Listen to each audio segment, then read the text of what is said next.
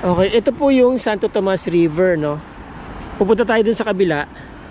Tapos kakaliwa tayo. Babaybayin natin tong Santo Tomas River papunta ng Mapanuepe Lake. Sana hindi umulan. Kahapon lang kasi huminto yung ulan. Actually kagabi lang, kalalabas lang ni Enteng. Medyo okay naman na yung panahon. Kagabi kasi meron akong tinitignan sa mapa. Na curious lang ako sa Mapanuepe Lake. Merong daan dito. May nakita akong daan dito sa gilid, ano? Yung Mapanuepe Lake, yung tubig na nanggagaling doon, dito dumadaan. Papunta na doon sa dagat. Itong Santo Tomas River. Itong Santo Tomas River ay pangalawa sa pinakamalaking ilog dito sa Zambales. Between San Narciso and San Felipe. Ang pinakamalaki yung Bukaw Bridge. Okay, ito yung sumunod na pinakamalaki, yung pinakamaraming deposito ng lahar na nanggaling sa Bulkan Pinatubo. Alright. Baybayin na natin yung kalsada, no? Tignan natin kung ano doon sa Mapanuepe Lake.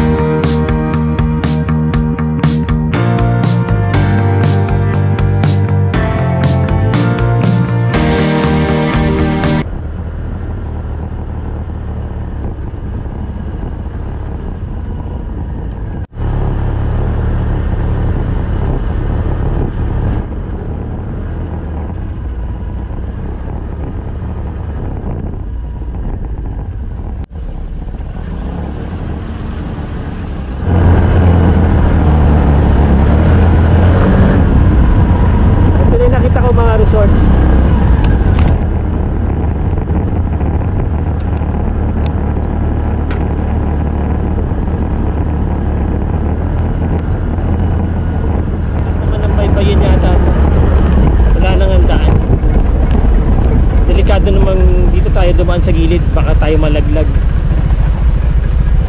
Nandun ang Mapanuepe Lake, dire-diretso doon. Ikot tayo. Tingnan natin sa mapa yung papunta Mapanuepe Lake.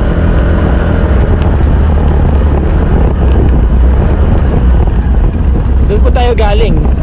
Okay. Ito yung kalsada na nakita ko sa mapa.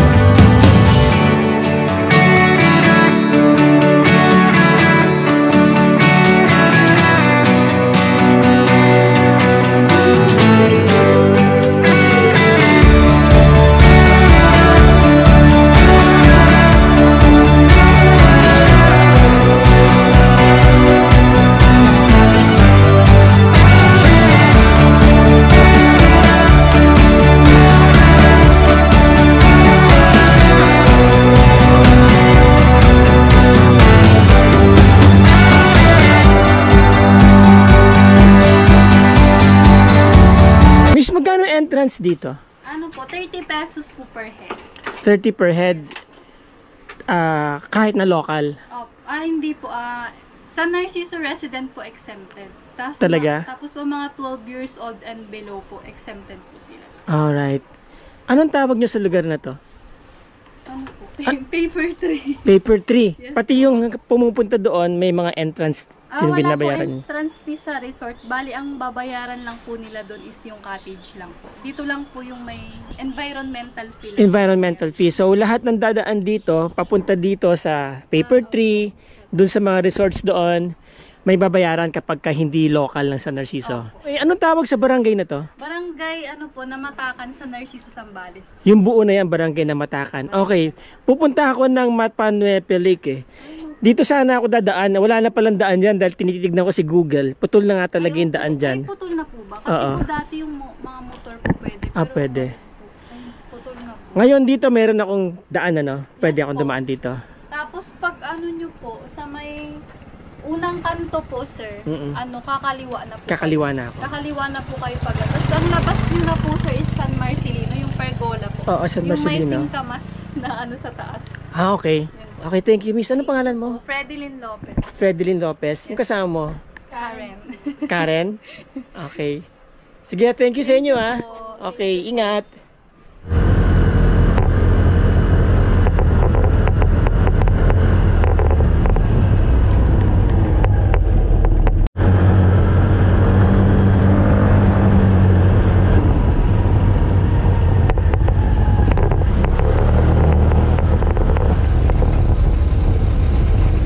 Granary of San Narciso, Barangay Dalipawen, naragsak ti barangay nga agkay kaysa. Okay, dito rin pala ang daan natin. Wala rin pala talaga tayong ibang dadaanan.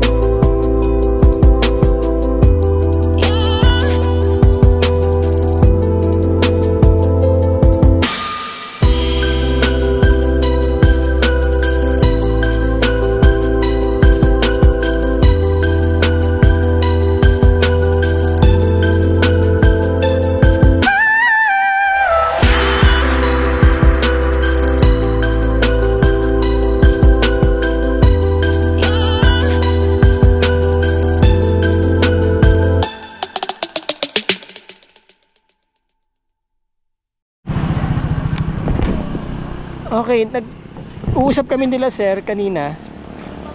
Sabi niya, tinatanong ko kung pwede rito mag-camping. Pwede naman daw.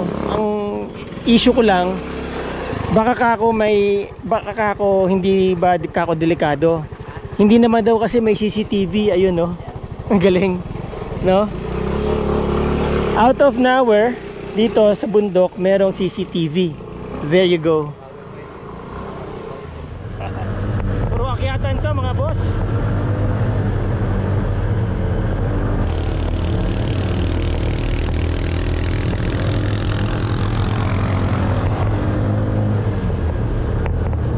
Dito meron tumutulong tubig, oh, ayan, dire-diretso. Ibig sabihin may bukal dito. Ayan, oh. Doon ang gagaling yung bukal.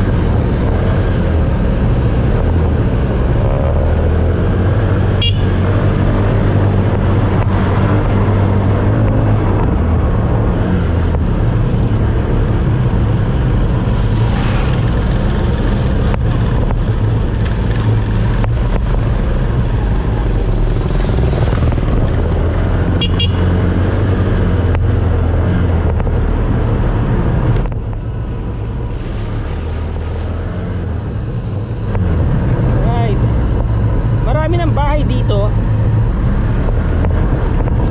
Barangay Aglaw. Alright, nasa Barangay Aglaw na tayo. Ayan o, Barangay Aglaw. Okay.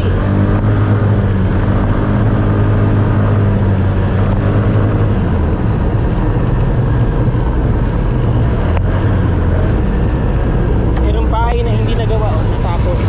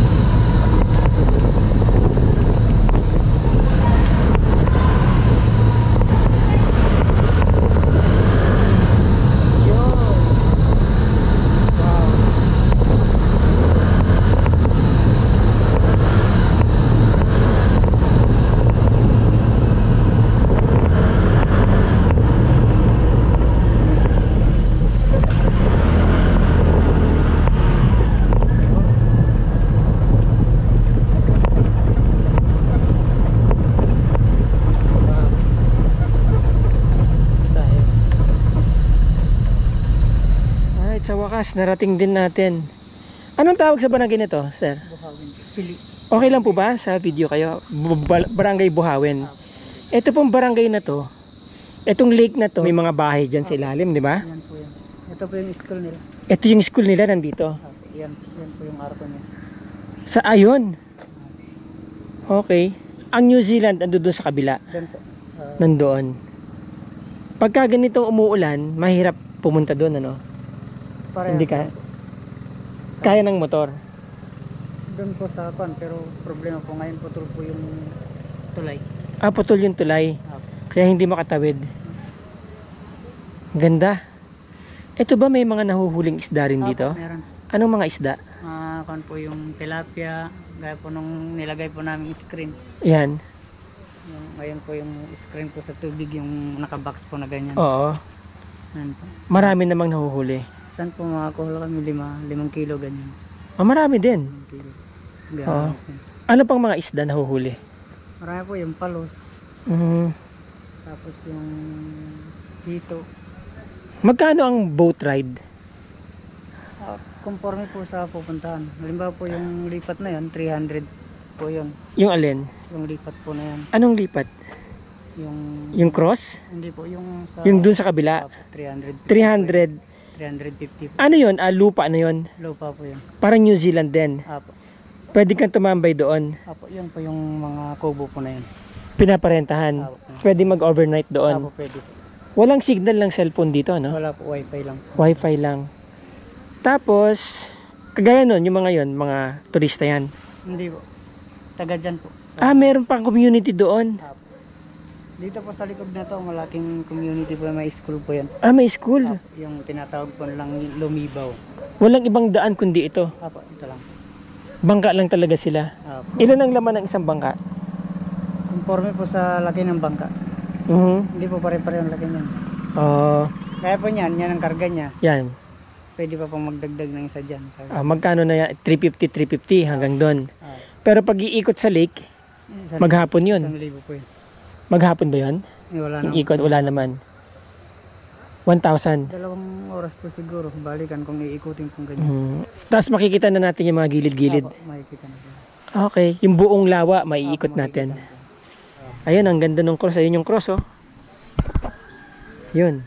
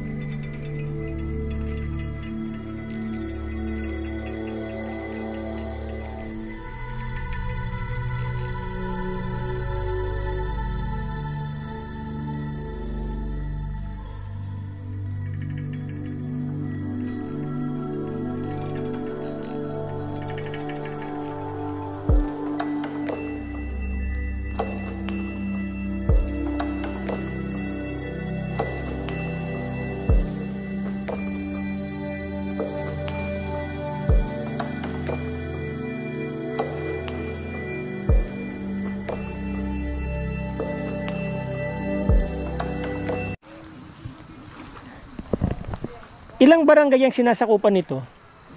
Aglaw. Hindi po, ibang barangay. Hindi, yung sinasakupan ng lake. 2 po. Dalawang Yeah. barangay. Aglaw tsaka ito. Ang Pili hindi kasama. Ito po yung Ah, ito yung Pili. Okay. Oh. Yan po ang lake.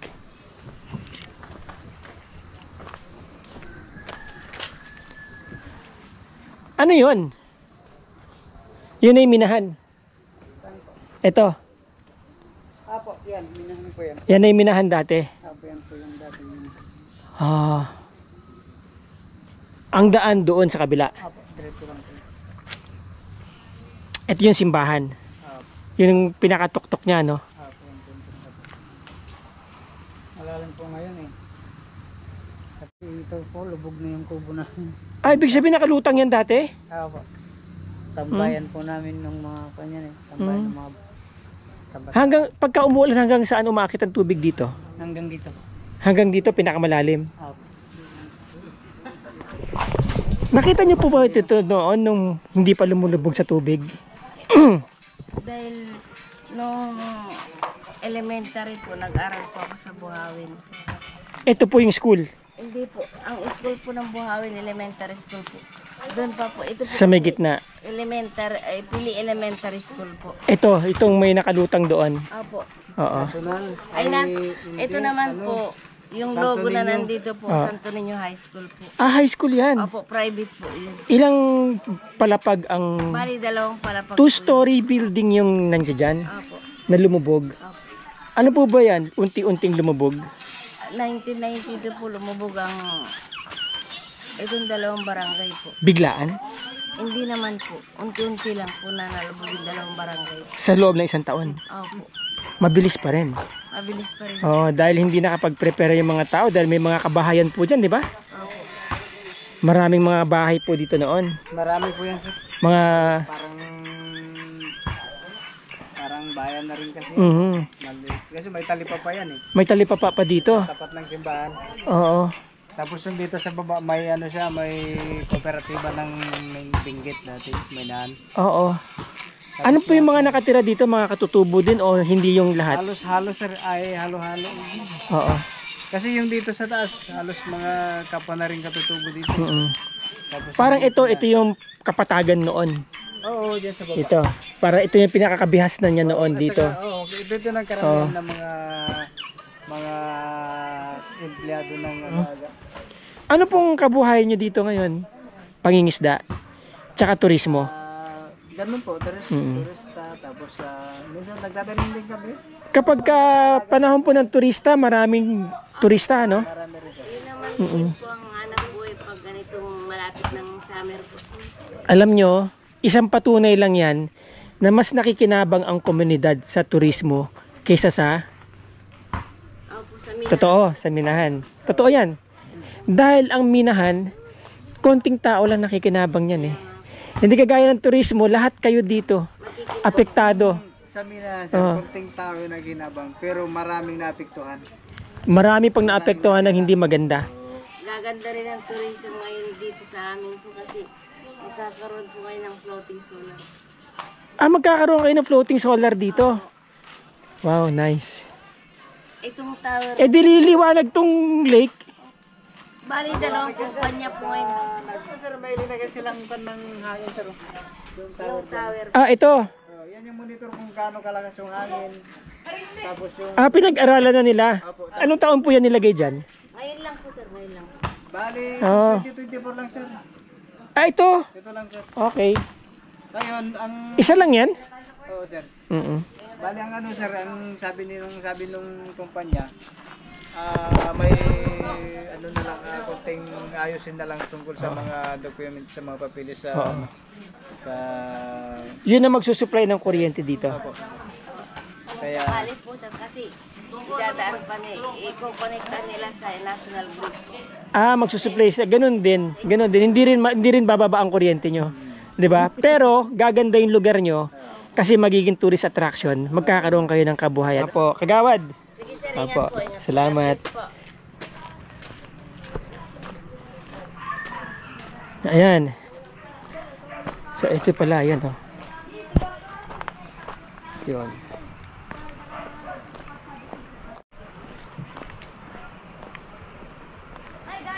Ayun, sisikat kami million views.